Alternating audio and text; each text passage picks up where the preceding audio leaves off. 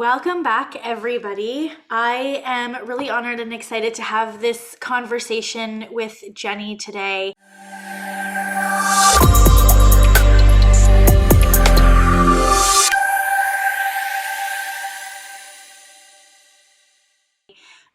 We were, chatting before I hit record about the current state of affairs that we are in at the time of recording. It's May 2021. And she's in the US, I'm in Canada. We're in different experiences, and we were just chatting a little bit about that. So I'm sure we'll get into all of that good stuff in terms of the juggling act of motherhood and working and children and ambition and goals and perfectionism and all of that. So welcome to the podcast. Thank you so much for having me. And why don't we do a little bit of just a deeper dive into who you are and what you do, and then we'll dive right in. Sure. As you mentioned that term juggling act, I am a mom, a wife, an author, a business owner. I started Cobbs Creek Publishing, and I'm also a licensed counselor. And so I wear many hats. My boys are 4 and 7. And so, they're very active, and, I try to keep up with them while trying to maintain my business. Mm-hmm. And we were talking before, because as I was sort of going through the notes and reading the bio, that you were telling me about the book that you published as part of like the COVID, a COVID support book. And I was sharing with you about my son and just how he, in COVID, he was sleeping in my bed, and just this whole experience with grief. And it's interesting because even as you said that, and it's so funny that you said that, it's not funny. The universe always provides. Right before we hit record, I was thinking about, I need a day to cry. Like, I haven't had a whole day. I was literally thinking, I'm like, I need to rent a hotel room, and just so that I can have a full day to myself, because I don't know if this is sort of the way that you operate, but like, I'm not going to break down in front of my kids because that scares them. Yeah. I cry in front of them, but I'm not going to full blown like wail in front of my kids. And I was thinking about it just before I jumped on with you, that I was like, wow, I need to release. Like, I haven't done that in this whole time. Sure, like little bits here and there, but I have not really. And I think, and I would love to sort of get your opinion on this, there hasn't been time. There hasn't been enough time. There hasn't been an extended period of time where I've even had the opportunity to really just slow. Sure, like I'll do self-care for like an hour, but you know what I mean? Where it's like, I need like a full day or two to just like take it all in, what's happened in the last 14 months. No, I absolutely agree with you. It is really hard. Like, we're all going through this form of grief, right? And I talk about this in the book. The book is, in essence, a mother talking to her child, trying to comfort him the best way she knows how. And, in the book, we're going through the 5 stages of grief, which are shock and denial, anger, depression. I mean, these are huge feelings. And sometimes we're going through a few of the stages in one day. So you can even feel like you're going through mood swings. And a lot of times that's what these children feel in their small bodies. It's a lot to deal with. And that's why this book, it's called Mama, Can I Sleep With You Tonight? Helping children cope with the impact of COVID. It's available not only in English, but in Spanish and French, because I really wanted this story to be accessible, because we're really going through this globally, right? But no, it's so important to have that outlet. And, our bodies store all that in. That's why it's so important. I always tell people to engage in movement, because that also helps us to release. The other day I had a punching bag and I was just at it, and that was my form of release. For some people it's journaling, but you need to find a way to release it, because it's unprecedented what we're Yeah. going. Yeah, absolutely. Mine is walking for sure. There was days even throughout this whole, so I've been, an entrepreneur, so to speak. I've been in the health and wellness industry for my entire adult life since I was 19. I've never had a corporate job. And so for me, there's always been these highs and lows. And some days it's like 2 hours, 3 hours. I'm like, I'm not ready to stop yet because it's just, I haven't felt that like release, that sense of like calmness in the body. So I love that you just said, the punching bag. And I think regardless of whether you have children or not, those of you listening, you're listening because you are in some part of your journey to create a business, to create a different kind of life for yourself, and that brings up a whole lot of stuff, and then tack on a pandemic, on top of it, like as if there's enough, you know mindset stuff to work through when you're sort of building your own business, and then add on a pandemic to it. It can really throw you for a loop. So I want to chat a little bit about, first I want to chat a little bit about boundaries, and just, it's something I talk a lot about, and it's something that I know women specifically really struggle with. For me, I struggled because I didn't want to come across as a bitch, seen as a bitch, or rude, or uncaring, or any of those sort of negative connotations that,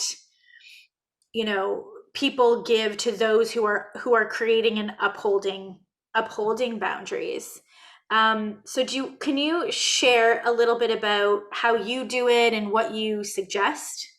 For sure. A lot of times when we think about boundaries, we do struggle. And I think specifically as women, it's really hard for us because we're conditioned, from a very young age to be kind Mm, and to nice. be nice. And, boys, on the other hand, if they, affirm, oh, you're a strong boy, but we may not get that message as girls. So then we're conditioned not to set boundaries. And so I think, for one, realizing that boundaries are our strength. It helps us. And boundaries are not only saying no, right?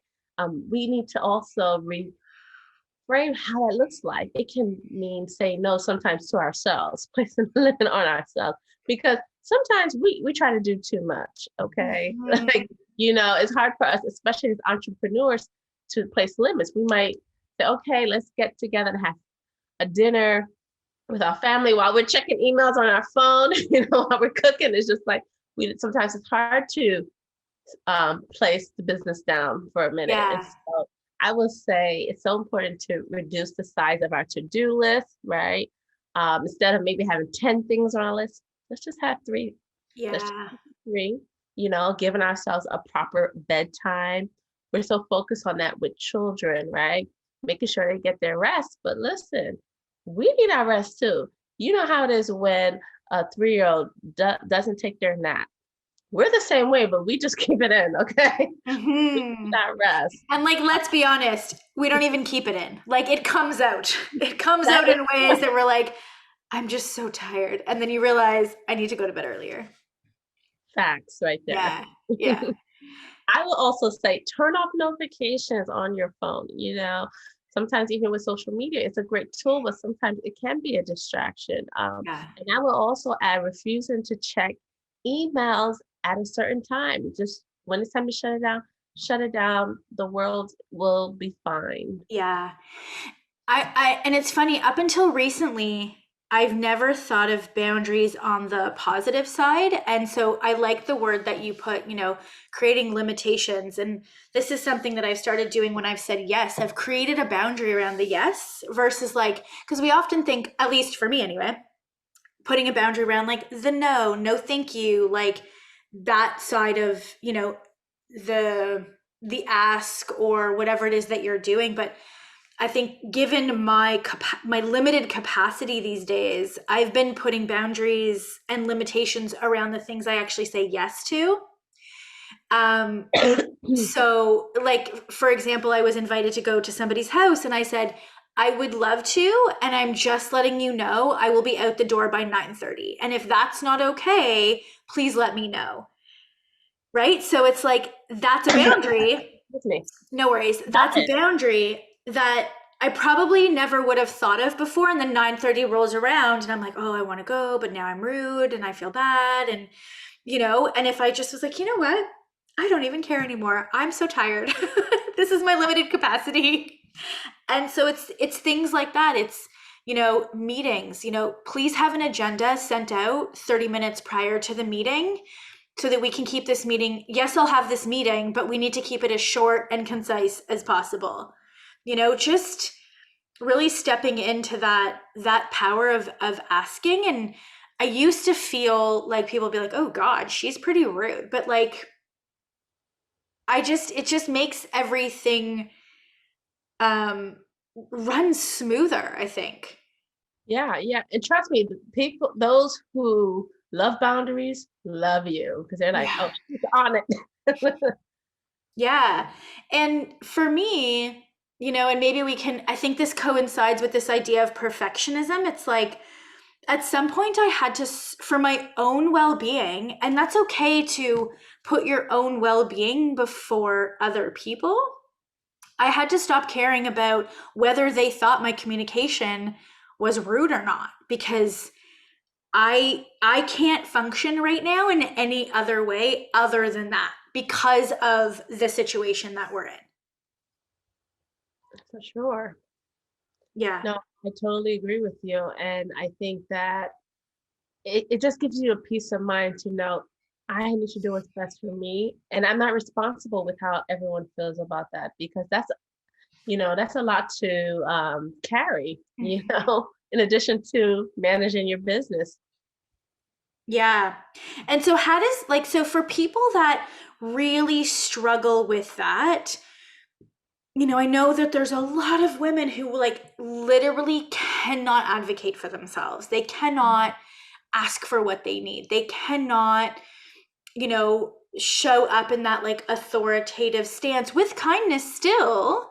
you Yeah. know what suggestions do you have for those listening who feel really really uncomfortable either setting the boundaries or communicating and upholding them?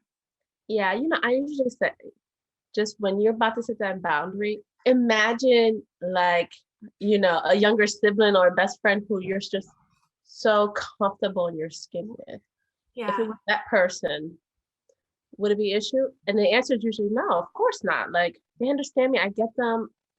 I feel comfortable and safe. And I always say, pretend it's that person. Because I think a Hmm. lot of times when we struggle with setting boundaries, it's because we're making others too big and ourselves too small. And we're not viewing things correctly. Sometimes we're just so terrified of I guess, we want to please others. But when I guess we see people for, hey, we're all in this boat together, we're all the same playing field, then it really shifts our mindset. Do you have any suggestions for those listening that have small children in their lives, either your like aunties or uncles or parents? Because for me, it was something I was super cognizant of. So my daughter's going to be 13 in August. My son is 10. And specifically with my daughter, um, because I think, like you said at the beginning, it's what's the word I'm looking for? It's expected of boys to behave this way. It's expected of them, right? It's expected for them to speak up and advocate and ask for what they need. So with my daughter, I remember as soon as she could talk, it was always like she ordered for herself at restaurants. Like I was not going to speak for her. If she wanted something, she had to ask the server, you know. And now both my kids are totally like that. Um, do you have any suggestions for ways that we could go about either even supporting friends, peers, colleagues, and like encouraging them and or, children to communicate boundaries? Yeah, I think just example that you gave is like just excellent. Just allowing them to speak for themselves. Sometimes we get so impatient, especially with children, because they're figuring things out. And, we kind of try to speed things up and say, okay, I know what you're going to do. Let me do it for you. Or, and so just being patient. And if they, feel like they don't have the voice to, if that child says, well, mom, I'm afraid to speak up. I'm afraid to, that's when practice comes, and role play. Let's role play. I am this person, whoever they're fearful of to speak up, whether it's a teacher or peer, and say, okay, let's practice how it's going to be. And so role playing helps. That's going back to playing, right? And so that tends to be a very powerful tool. And I also believe that journaling helps, and that's something that children can do, adults can do, to say, how about you write down what you're most fearful of, but then write down, okay, what's the best thing that can happen if you stand up for yourself? And sometimes seeing those two sides on paper really helps that person to have an aha moment, like, no, I really need to do this to get over this hurdle. Yeah. I love that suggestion for the kids, but I think it's so applicable for women, especially who have a hard time speaking up, asking for things. Um, I think back to all the times where I felt so uncomfortable because I just didn't want to make waves or I didn't want to cause a problem. You know, I was once getting a manicure with some hockey moms. Like my son plays hockey, and so we were at a tournament. We were like, you know what? The dads can watch the kids for a bit. Let's go get our nails done. And one of the women, I guess she had picked a color, but they ended up not using the color she picked, and it was another color, and she had like one foot done and they had just started on the other, and she was like, it's not the color I chose. I'm like, so say something, like tell them it's not. She was like, no, it's okay, I don't want to cause a problem. I'm like, are you a grown woman? Like, you're a grown woman. Like, what? You're paying for a service. You're a grown woman and you are too scared to Mm, literally say, I'm sorry, that wasn't the color I chose. I'm happy to pay extra for your time, but can you change it to what I want? She wouldn't do it. mm, She wouldn't do it. And like, how many women, I know so many women that are like that, yeah. right? Yeah. And a lot of times that, it stems from childhood, Mm-hmm. not having that voice, and and that voice not being strengthened, you know. Yeah.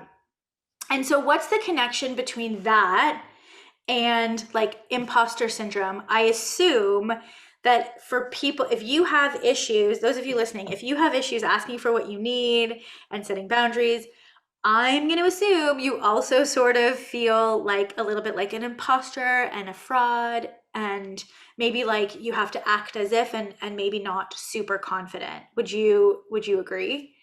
I would agree. And I would say, some people struggle with it more than others, Yeah. but I would say we all probably have tasted it. I definitely have. When my book, like I mentioned, about COVID-19 was featured on Fox and NBC News, I was just like, Oh my God. yeah, am I ready for this? Like, am I really professional? Do I know what I'm talking about? Of course, like I've been doing this for like, over 10 years, but at that moment, it was just like, I don't know. And so, Mhm. yeah, so I'm just letting you all know, yeah, I struggle too sometimes, right? So I would say the best way to deal with imposter syndrome is to say no to perfectionism, okay? Say no.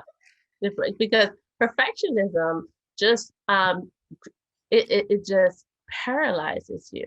And it's a difference between excellence. People usually, I'm not saying say no to excellence. You can do your work with excellence and place a boundary and say, I'm done.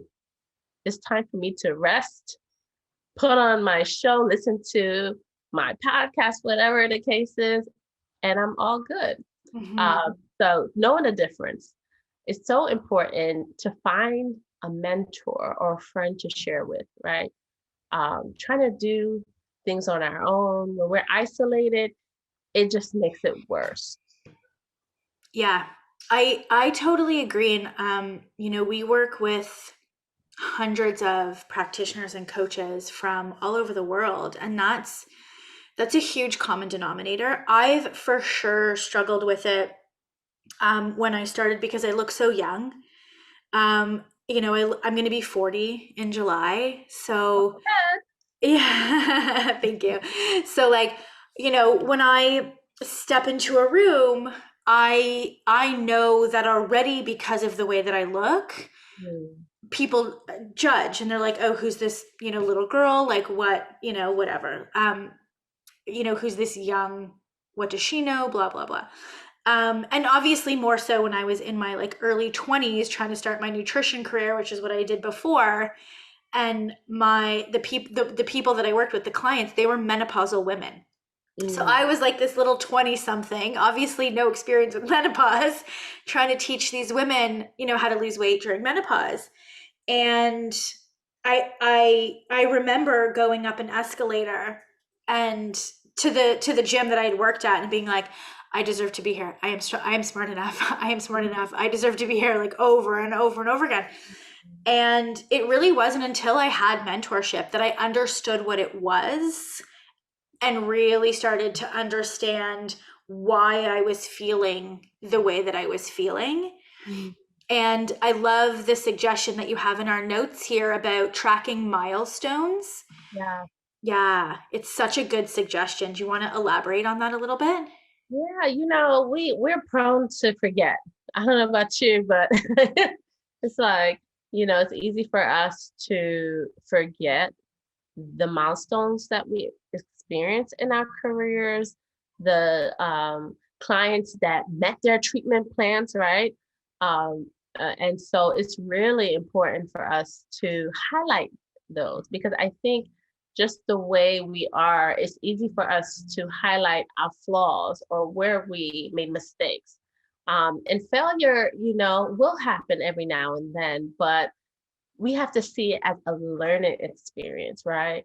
To Hmm. help us get back up. Okay, what can I learn from this? As opposed to um, having that experience hold us back. Yeah. And for me, every time I felt like that, there was another time where I was in like a mastermind coaching program with people and I didn't feel like I deserved to be in the room. They were more successful than me, some not so, whatever, a mix. And I was so nervous. I was so nervous that they were going to look at me and being like, you don't belong here. And Mhm. because I had those strategies, I was able to make a list for myself of like, no, no, I earned the spot. Like I earned the ability to even make this investment. Like it wasn't a small investment. So I made a list of all the reasons that I deserved a spot at the table. And that really sort of like it quieted my ego and it was like, okay, you're fine, and I still felt uncomfortable being there, but it wasn't debilitating. It didn't stop me from participating. It didn't, you know what I mean? Like it wasn't debilitating where I know for some people this idea of like I have to get it perfect out of the gate, I have to show up, I feel like a fraud, all of those things can be quite debilitating. Yeah, yeah.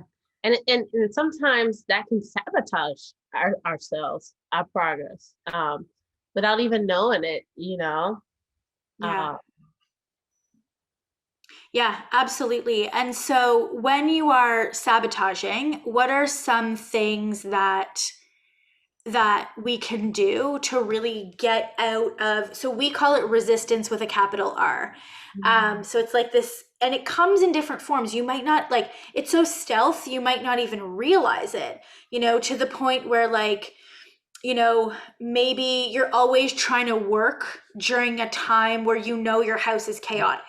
And that's like the time you scheduled to work. You right? scheduled to work during a time where you possibly could not get anything done. And you might not even realize that you're doing it, right? Or, you sit down to work um and you don't turn your phone off, like knowing you need to turn your phone off, but you shouldn't turn your phone, like you don't turn your phone off. It's those types of like really little things that I find for me have the ability to sabotage like any effort, right? Absolutely. I think another one is refusing to ask for help. You know that this is an area you need help in, whatever that is, right? Like for me, you know, I always need an editor for my books and an illustrator. There's no way a book is going to be published. But if I said, no, I am going to do this all by myself, Mhm. it would set me up for a failure and disaster. Yeah. And so knowing when to ask for help is so important. And when we are stuck on, I'm going to do this, that can hurt us. Also procrastinating, knowing we have this deadline, and for whatever reason, sometimes it's we're going through something emotional. It could be and everything is connected. That's why it's important for us to take care of our mental health as well. Yeah. Um, because everything is connected. If we're neglecting our mental health, if we're going through an issue with our partner or our family member or our kids, and we know we need to resolve it, and we're like, I'm just gonna act like that issue is not there, and I'm gonna keep working, right? To use work to kind of like withdraw or Yes. not deal with our issue, it's gonna backfire. And so, Yeah. uh, yeah, for sure. And I would say be kind to yourself. A lot of times we criticize ourselves, especially as women. We engage in negative self-talk. And to be honest, some of the things we say to ourselves, if someone else was to say it, it would be a problem. But we're the Yeah. ones saying these things to ourselves. I know. It's so true. I'm often reframing my clients in our calls where they come on the call and they're, say, I was like, stop. I'm going to just speak your words back to you and feel how they land when I say exactly what you just said, but I'm speaking it to you. And they're like, oh, that doesn't feel good. I'm like, stop talking like that. But I Mhm. want to go back to something you said about asking for help, Yeah. which just jogged my memory. I was watching an episode on Facebook of Jada Pinkett Smith's Red Talk Table. I don't know if you ever watch it. Anyway, Brene Brown was on, and she was talking about this idea that not asking for help is a certain kind of armor that we put on either because we're too scared to ask for help, it makes us look weak, it makes us feel like incapable, or we don't trust that help will be given. Like, Mhm. and it's a form of armor. And Yeah. for me, I was like, oh, that hits home hard because of the circumstances that I've been in for like the last decade. I have a really hard time asking for help personally. I'm really good at delegating in the business, but when it comes to personal stuff, it's something I've struggled with for and really worked on the last couple of years. And obviously, you know, I can Hmm. ask for as much help as I want now. And at the beginning, all help was taken away. But um, I Hmm. wanted to bring that up in case anybody else has a really hard time asking for help, that perhaps it's a form of armor. Yeah. Yeah, no, I think that's great. And, I would even take it a step further to say sometimes the inability to ask for help from others is a trauma response. Mhm. Somewhere in the past, we have made a promise to ourselves to say, you know what? These people have let me down, and I will never put myself in a situation for someone to let me down. Yeah. Yep. I 100, yep. Hand up me 100%. As you say that, I was like, yep, for sure. And I think birth order, and we're not even going to get into it. I'm the first child, but I I am definitely think too. birth order, yeah, trauma response plus first child, it's like armor. But it's such an interest, and I think the key is I know that. Like, I recognize this in myself. And so for me, the work has always been if I know that that's my response, to immediately not ask for help, to immediately be like, I'll do this for myself. No worries. I got it. there comes a point where I don't have it and I need to ask for help. And so I've learned when I start to feel like, no worries, I got it, and that armor literally goes up and I like put on my cape and I'm like, I'm just going to plow through. Mm. When I feel like that now, I actually use that as a trigger to be like, whoa, you need to ask for help. Like, I recognize that now as like that response. Whereas before I used to feel really proud about not needing help. Um, I'm still working on it, but I think it's just for everybody listening, I think it's this idea of like witnessing your own journey and like recognizing what it means, and that, not to just sort of like bypass it. Yeah, Yeah. that's awesome. Yeah, thank you. Mm. This was such a good conversation, and I really hope that those of you listening got some really practical strategies that Jenny mentioned. Tell us, where can we go and find your books? Yes, you can find me at Cobbs Creek Publishing. Okay, I'm available on Instagram and on Facebook. amazing. You can also hit up our website, cobbscreekpublishing.com. And I wanted to say something real quick, Lori. As a mental health counselor, I get counseling myself. I really want us to break the stigma surrounding mental health because it's so important. We get our, uh, you know, physical once a year, our cars checked every couple months. But when it comes to our mental health, why do we wait to break down to get I therapy? agree. I'm a huge advocate of therapy. I talk about it a lot, probably more than I should. But no, thank you for saying that. And I think it's really, really important. There's so many clients that come and ask, they're like, how do I process through this? My first response is always, do you have a counselor? Do you have a therapist? Do you have a trained professional that can guide you through all of this? Because you know, again, motherhood and entrepreneurship plus pandemic, like, let's be real here. Like, we could all use therapy. Yes. We could all use some therapy. So thank you. Thank you for sharing. Thank you Awesome. for the strategies. Thank you for having me. Thank you, everybody, for listening, and we will talk to you again soon. Have a good day.